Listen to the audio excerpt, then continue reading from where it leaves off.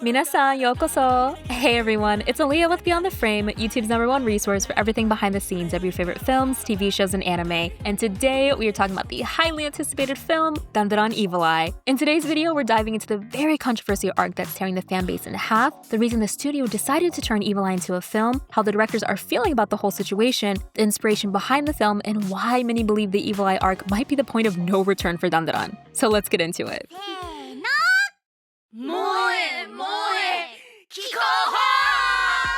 I am so excited Dandadan is back. If you don't already know, the anime is kicking off season 2 with a brand new film called Dandadan Evil Eye. It hits theaters on June 6th, featuring the first 3 episodes from season 2, as well as an exclusive interview with the 2 co-directors. The story picks up right after Momo, Okaran, and Gigi head to his family's home in the hopes of exorcising whatever spirits currently possess it. And if you need a refresher before heading to the theaters, I actually made a recap deep dive on the season 1 finale. I'll drop a link below.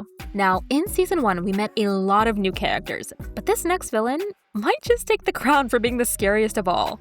Evil Eye is a powerful yokai, a supernatural being that seems hyper-focused on causing chaos, destruction, and pain to those around him. So definitely expect to see more of him as season 2 unfolds.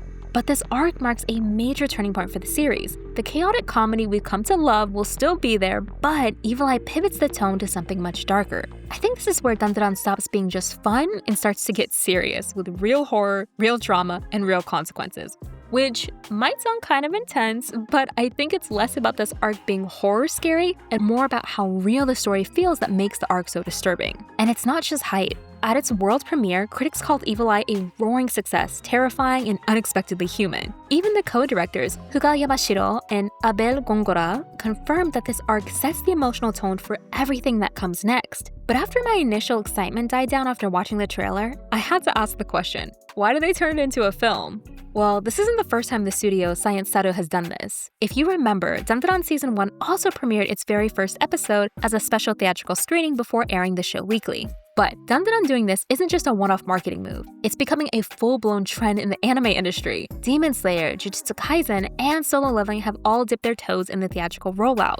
Why are they doing this, you ask? A potential reason could be to give fans a chance to celebrate the arc on the big screen, as well as keep fans hyped with events that spark engagement. Then, of course, when it comes to the studios, these films allow them to stuff those few extra bills into their pockets. But I will say this, the Evil Eye arc isn't anything to sneeze at. This arc is about to get real dark and creepy because we've got themes like inherited trauma, terrifying body morphs, symbolic exorcism, and a very personal breakdown of trust between the main characters. The creator was ready to dive headfirst into the raw brutality of human psychology, which, to be honest, is something I really like in anime. Plus, the film is a great way for fans who don't want to wait for season 2, which isn't scheduled to premiere until July 3rd. So are you planning to see it in theaters or wait until it's available for streaming? Let me know in the comments. So now that you know all that, the next question I thought about was, how do the Dandadan fans feel about this new arc? As you can imagine, many fans loved it, calling Evil Eye's storyline peak Dandadan with its mix of horror, trauma, and psychological depth. Manga readers have also been hyping this arc for months, calling it a turning point, a masterpiece, and the arc that proves Dandadan is more than just its memes. But on the flip side, many felt kind of blindsided by the whole thing. There's been a debate about whether this arc felt earned or if it just kind of came out of nowhere. One minute you're laughing at a guy's junk being possessed, then the next you're staring down generational trauma, body horror, and characters who are clearly not okay. It's definitely a shift, and for some viewers, it felt jarring, especially Gigi.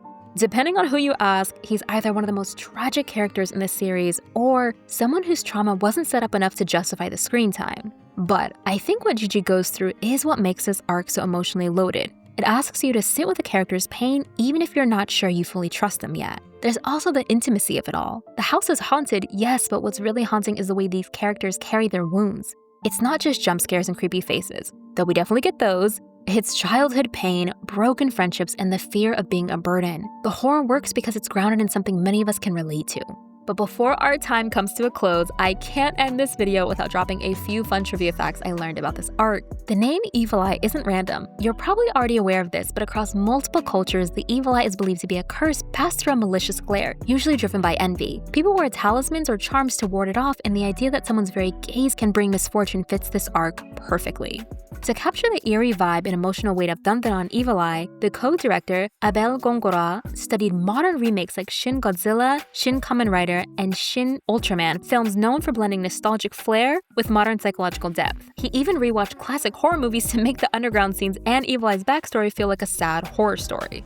Lastly, if that Nessie fight scene from Season 1 felt familiar, that's because it was a shot-for-shot nod to Shin Godzilla's atomic breath scene. This is Aaliyah with Beyond the Frame. Evil Eye, are we in? Are we out? What do we think? Let me know. As you can tell, I am a big fan of Dandadan, so I'll be making my way to the theater for sure. Also, I'll be dropping a Season 1 recap video right before Season 2 officially drops, so make sure to subscribe because I'll be following each episode of the new series and uploading a recap deep dive video on things you may have missed during the episode, as well as some interesting behind-the-scenes details you might not know. You can check out my Season 1 Episode 12 video to get an idea of what it'll look like.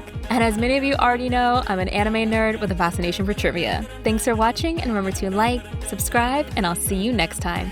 Ja, mata ne!